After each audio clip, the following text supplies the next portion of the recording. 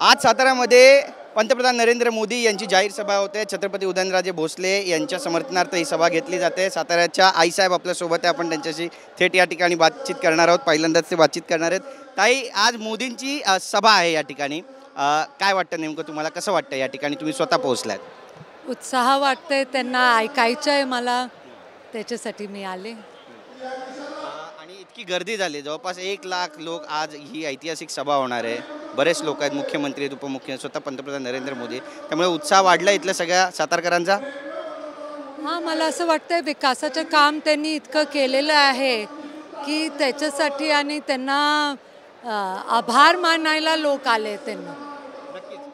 तुम्ही सुद्धा खांद्याला खांदा देऊन साहेबांसोबत या मतदारसंघ पिंजून काढताय आणि गेल्या 15 दिवसांपासून ठिकठिकाणी सभा घेताय, प्रत्यक्ष स्थानिक लोकांशी जाऊन भेटताय, कसा प्रतिसाद आहे आणि लोकांच्या काय काय मागण्या आहेत ज्या तुमच्यापर्यंत त्यांनी पोहोचवल्यात?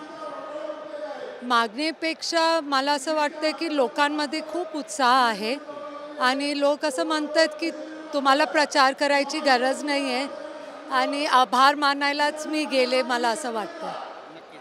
इतका मोठं घराणं आहे, ज्यावेळी लोकांशी थेट संवाद साधतात त्यावेळी कसं वाटतं तुम्हाला? हंबल असं वाटतंय की किती प्यार आहे, किती सम्मान आहे, किती आदर आहे। पण आज आनंद होतोय तुम्हाला या ठिकाणी? हो, आणि निर्णायक ठरेल ही निवडणूक, राजेंचाच विजय होईल, कॉन्फिडन्स आहे? 100% झालं।